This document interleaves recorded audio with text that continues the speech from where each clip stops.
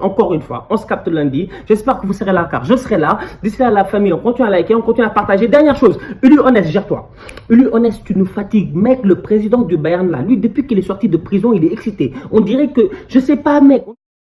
Salam, salam la famille Outsider, j'espère que vous allez bien là où vous êtes. Franchement la famille, on va être très sérieux. Cette semaine, on a eu un week-end dans la semaine. C'est-à-dire, il y a eu des matchs intéressants, il y a eu des choses qui se sont passées. Maintenant, on va parler des choses sérieuses. Tout a commencé par lundi. Lundi, il y a eu the worst. Non, je dis bien the worst. Parce que déjà, Lionel Messi, on lui donne the best, je suis pas prêt. Je comprends pas. Je me dis, Messi, qu'est-ce qu'il a fait l'année passée? Oui, Messi a été pichichi, nanana, Messi a été... Mec, Messi, il a vendu du rêve comme il fait à chaque saison. Mais le problème, c'est que Messi, à un moment donné, on commence à le juger par rapport à quoi? On commence à le juger par rapport au trophée qu'il rapporte avec le Barça. Et en ce moment, le seul trophée qui nous intéresse tous, c'est lequel? C'est la Ligue des Champions. Donc derrière, soyons très sérieux. Le fait que Messi, l'année passée, il soit meilleur buteur, qu'il gagne le championnat, la Liga et tout, on s'y attendait. D'autant plus que le Real n'allait pas bien et qu'ils étaient en phase de transition. Donc, dès lors, le fait que Messi il gagne aujourd'hui meilleur joueur, c'est normal parce que Messi, c'est le meilleur joueur.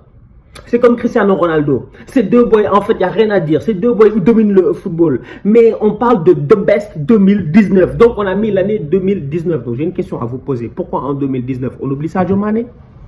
Moi, je ne comprends pas, franchement. Mais quand tu vois la manière à laquelle le vote est fait, tu comprends immédiatement et tu te poses certaines questions. Tu te dis, c'est du n'importe quoi. Déjà, le 11 de l'année, le vote en tant que tel, apparemment, c'est 23 000 joueurs registered au niveau de la FIFA qui votent. Mais les 23 000 là qui ont voté, est-ce qu'ils connaissent les gars qui jouent au foot?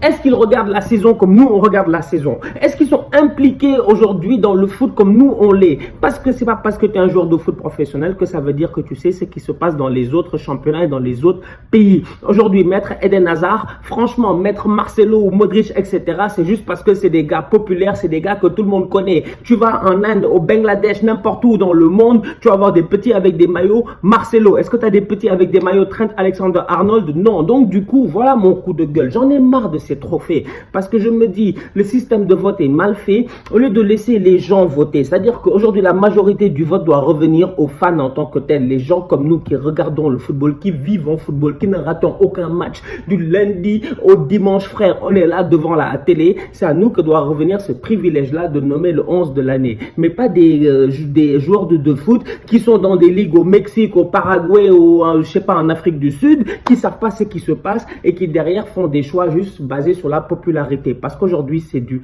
n'importe quoi. Donc du coup de Best, ça m'a vénère. Ça m'a vénère. Franchement, ça m'a trop vénère de Best. Donc moi j'en ai marre. Je veux plus de Best. Maintenant, on va être sérieux. J'ai vu que le Ballon d'Or, France Football, ils ont désigné Drogba comme le mec qui va remettre le Ballon d'Or. Je me dis, imaginez les gars font une remontada du Ballon d'Or. Imaginez que France Football fasse une remontada et imaginez que France Football donne le Ballon d'Or à Sadio Mané. Oui, imaginez, out of nowhere, parce que France Football c'est différent, c'est les journalistes qui votent, peut-être que eux ils ont plus vu les saisons, peut-être que eux, leur vote sera plus logique, on sait jamais. J'ai encore espoir au fond de moi parce que je suis un peu optimiste, tu vois, mais derrière, franchement, comme je dis encore une fois, les trophées individuels, en toute honnêteté, j'en ai marre, j'en ai ras-le-bol, j'ai terminé avec. Arsenal a gagné 5-0 face à Nottingham Forest. Déjà, Arsenal a eu un clean sheet. Mais il faut qu'on soit sérieux déjà. Mustafi, ces temps-ci, je vous l'ai dit la dernière fois, je vous ai dit, est-ce que Mustafi n'est pas meilleur que David Luiz? Mais ces temps-ci, Mustafi, chaque fois qu'il joue, on a des clean sheets. Maintenant, les adversaires ne sont pas les mêmes. C'est vrai que là, c'était que Nottingham Forest et tout. C'est une équipe d'une division inférieure. On les a battus 5-0. Sauf que tout le monde ne veut pas en dire autant. Parce que nous, nos jeunes, ils se gèrent. On avait une équipe très jeune, encadrée par des, voilà, par nos vétérans tocards. Les Ozil et les Mustafi, ils étaient là. On a gagné 5-0. D'un côté, United, eux, ils sont incapables. Je dis bien Manchester United, la famille, franchement, faut qu'on soit sérieux, ils sont incapables.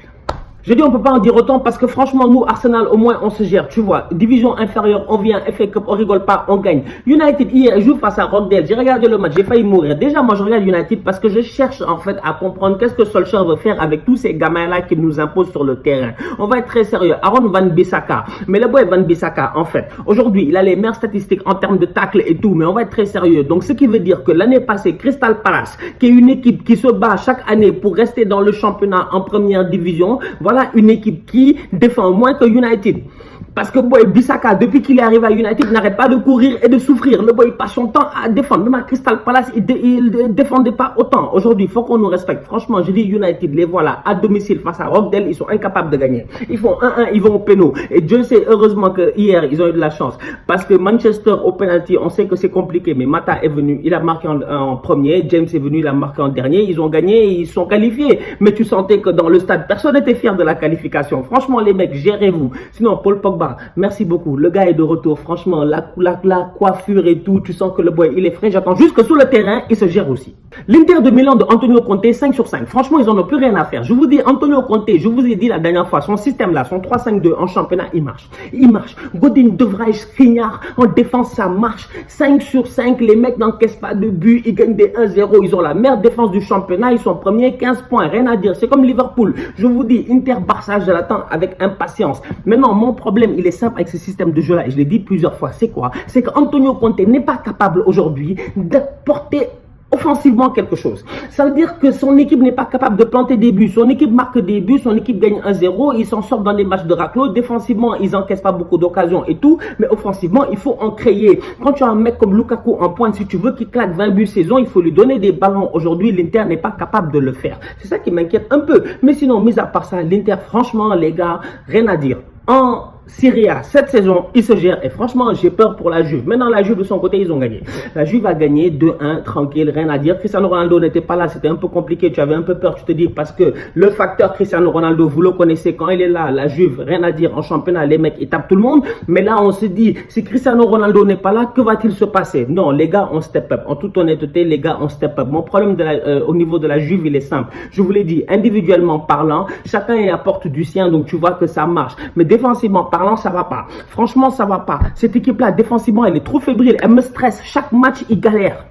Chaque match, ils encaissent en premier. Chaque match, ils sont obligés de revenir au score. À un moment donné, au niveau de la Juve, il faut faire des efforts. Rennes, cette saison, ils ont juré, ils vont fatiguer tout le monde. Eux, ils vont fatiguer Lille, Marseille, tout ça. Ils viennent, ils tapent sans aucun problème. Et là, ils ont tapé qui? Le PSG. Reims, ils ont tapé tous les grands de cette saison. Franchement, Reims, c'est des bandits. Et les voilà, encore une fois. Ils vont au Parc des Princes et gagnent 2-0. Le Boydia, sa reprise de volet là, franchement, elle est très, très belle. Maintenant, on va être très sérieux.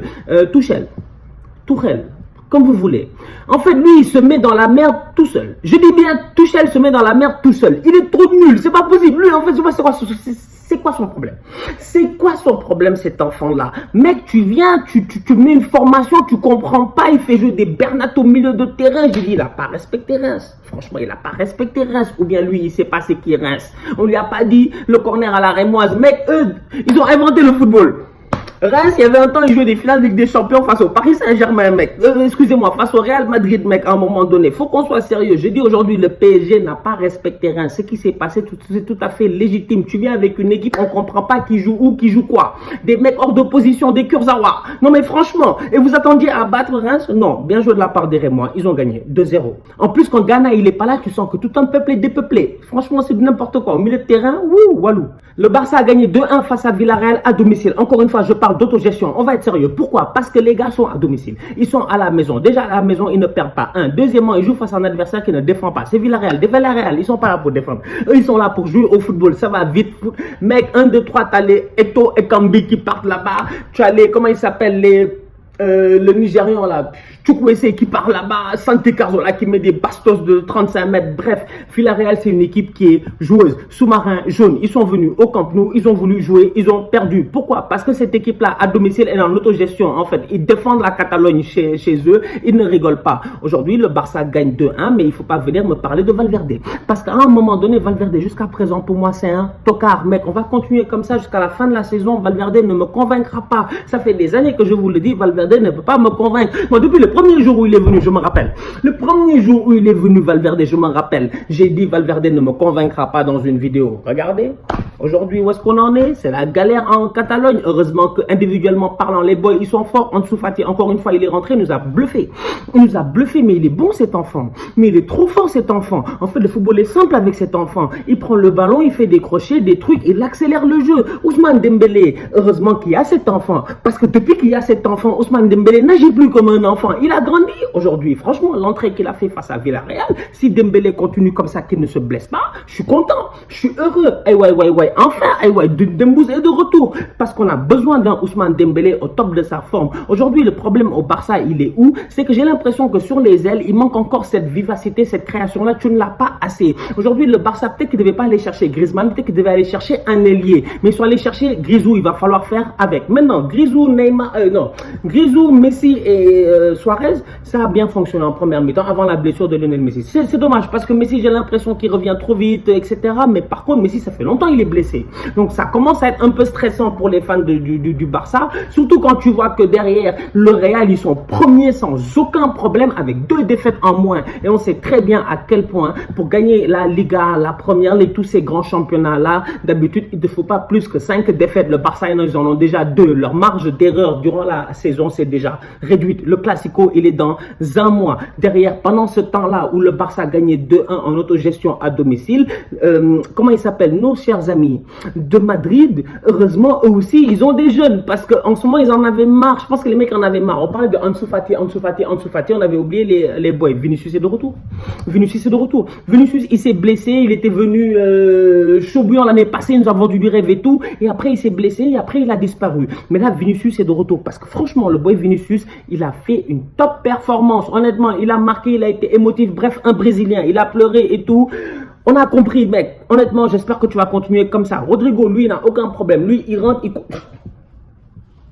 le contrôle de Rodrigo. Mais s'il vous plaît, mais s'il vous plaît, mais s'il vous plaît, mais le ballon est venu, il a dead le ballon, il a tué le ballon, il a kill le ballon, frère, il a kill le ballon, il a roulé le ballon. Bref, Rodrigo, il est très très fort. Cette jeunesse du Real là, elle est très intéressante. Et je me dis, ce Real là, qu'on critique, parce qu'en termes de fond de jeu, ils ne sont pas encore intéressants. Ben, qu'on le veuille ou non, ce Real là, en ce moment, qu'on le veuille ou non, je dis bien, ils sont premiers du championnat. Ils ont 1 point d'avance sur l'Atlético. Le prochain match, c'est l'Atlético. Ils ont 2 matchs après qui sont abordables contre Grenada et Mallorca avant de jouer le Barça. Donc franchement, je dis bien, cette équipe du Real là, bizarrement, je dis bien, et personne ne comprend, moi-même je ne comprends pas, ça va. Et jusqu'à présent, les vrais recrues en tant que tels qui devaient briller n'ont pas encore brillé. Jovic, hier, il doit marquer. Ouais, franchement, le gars, tu le ballon, il met le ballon en l'air. Moi, Jovic, il m'a vénère, tu vois. Hazard, jusqu'à présent, on n'a pas encore eu pleine vitesse de croisière. Bref, il y a encore plein de choses qui manquent dans ces Real-là, mais bizarrement, ils sont premiers. Donc, bizarrement, là où le Barça, il y a des choses qui manquent et le Barça ne va pas bien, le Real, il y a des choses qui manquent, mais le Real s'en sort la tête haute. Donc en ce moment, je vous dis, cette Liga-là, elle est intéressante. Ce week-end, il y a un Atlético Madrid contre Real Madrid à ne pas rater. Et derrière aussi, j'ai envie d'en parler, il y a un Manchester United, Arsenal, si je ne me trompe pas, lundi à ne pas rater. Bref, il y a un gros débrief ce lundi. Soyez là. On se capte ce lundi pour un nouveau débrief. Franchement, ça va être très chaud. Il y a des gros matchs ce week-end. Manchester United va recevoir Arsenal à Old Trafford. United à Old Trafford, en ce moment, ça ne va pas. C'est un boy de 16 ans qui a failli les éliminer en Cup avec Rockdale. Sincèrement, si les Aubameyang, les Pepe sont pas capables de se gérer là-bas, je serais surpris. Donc, du coup, j'ai hâte de voir ce match-là. Ça va être très intéressant. D'un autre côté, tu as le derby de Madrid entre le Real et l'Atlético. Bref, sincèrement, gros week-end football. Encore une fois, on se capte lundi. J'espère que vous serez là car je serai là. D'ici là, la famille, on continue à liker, on continue à partager. Dernière chose, Uli Honest, gère-toi. Uli Honest, tu nous fatigues. Mec, le président du Bayern là, lui, depuis qu'il est sorti de prison, il est excité. On dirait que, je sais pas, mec, il se croit au Monopoly, on dirait que parce qu'il a tiré la carte prison une fois, il est allé, il croit qu'il est immunisé, mais il nous fatigue. Comment tu peux venir dire que si Manuel Neuer, on l'enlève de la place de numéro 1 en équipe nationale, tu te donnes plus de joueurs en équipe nationale? Comme si toi, tu pouvais décider si les Kimmich ne vont pas aller en équipe nationale. Tu penses réellement que Kimmich en a quelque chose à faire de Neuer? Kimmich, il défend l'Allemagne. Et on connaît les Allemands. Ils défendent le pays d'abord. Franchement, c'est pas une question de sentiment ou de quoi que ce soit. Donc, à un moment donné, il faut nous respecter, Uli Honest. Il ne peut pas empêcher les Kimmich, les Goretzka, etc., d'aller jouer les Gnabry et tout, d'aller jouer avec l'équipe nationale d'Allemagne. Ter Stegen, en ce moment, il est meilleur. Point barre. C'est tout. Neuer a fait son temps. On le respecte. C'est une légende. Mais aujourd'hui, il y a meilleur. C'est Ter Stegen. Bref, on se capte pour un nouveau débrief. Franchement, Honest, lui aussi, il m'a vénère. En fait, il y a trop de gens, ils m'ont vénère. Tous outsiders.